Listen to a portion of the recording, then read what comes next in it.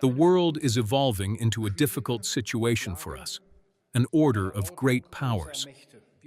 We feel how the players of this new power order are influencing our lives and limiting our possibilities. I want to say it very clearly here at the beginning of this government statement. Under these conditions, more than ever before, a united Europe is the only guarantee and the most important guarantee we have for our future in Germany.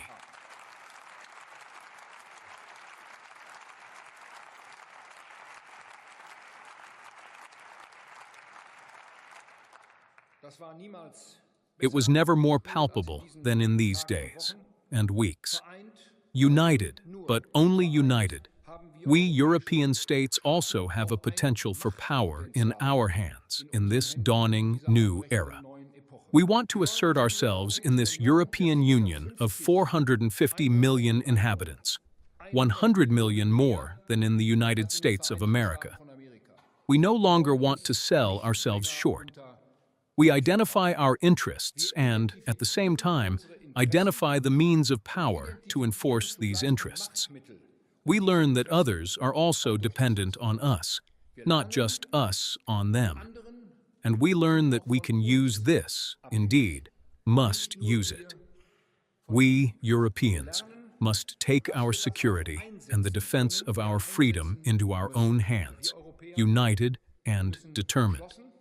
And last but not least, we must unitedly and determinedly restore the competitiveness of our economy.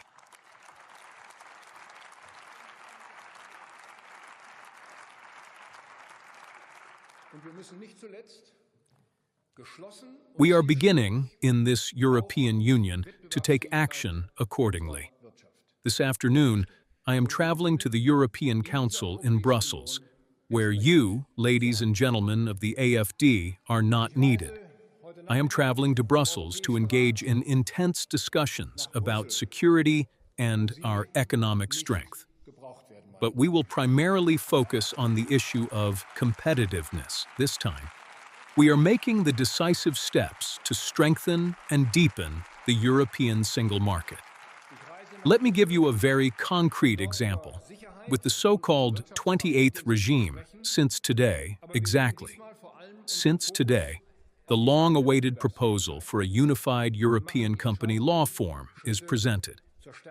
Especially for the young, innovative companies, for the startups that are frustrated by the bureaucracy and 27 different legal systems in Europe, this is a great opportunity. With this 28th regime, we now have a solution, and I will advocate for it to be adopted by the end of the year. The agreements with the South American Mercosur states have now been signed, despite their resistance. The interim agreement will soon be provisionally applied. The agreements with India, Mexico, and Indonesia have been concluded and are on their way to being implemented. And in the final stretch are the negotiations with Australia. Dear colleagues, this is politics. It creates room for action. Each of these agreements represents new opportunities for European companies, means new opportunities for German SMEs, for German crafts, for German industry. Each agreement means a lower risk of supply chain disruptions. More diversification means more resilience, which means more protection against geo-economic disruptions, which we must continue to anticipate. Dear colleagues, I also want to add this. Despite all the challenges, we are simultaneously working in the German federal government on stabilizing trade relations between the U.S. and Europe.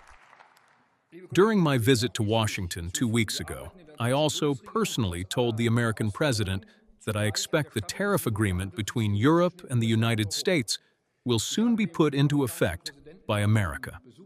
I have also made it equally clear how urgent and essential it is for the United States of America and Europe to work together towards a just peace in Ukraine.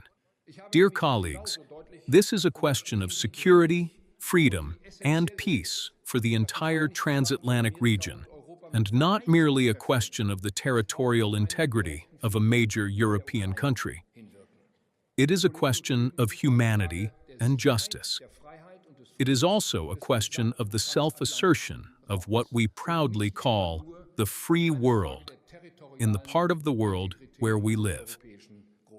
And let this also be added, Ukraine has long been ready for peace negotiations. Russia, on the other hand, systematically undermines all peace efforts, and the brutal Russian attacks, especially against the Ukrainian civilian population, against the Ukrainian energy infrastructure, continue unabated. It is therefore the demand of the moment that we increase the pressure on Moscow, namely the U.S. and European partners together. We have reliable information that the Russian economy is suffering massively from this war and from our sanctions. And that is precisely the lever we must continue to. Yes, that you have other insights that may indeed be the case during your luxurious visits to Moscow. We want to decide this tomorrow, that we in the EU must quickly come to an agreement on the so-called 20th sanctions package. And we also urgently need to provide the already agreed loan of 90 billion euros to disperse to Ukraine. I will push for this with emphasis tomorrow.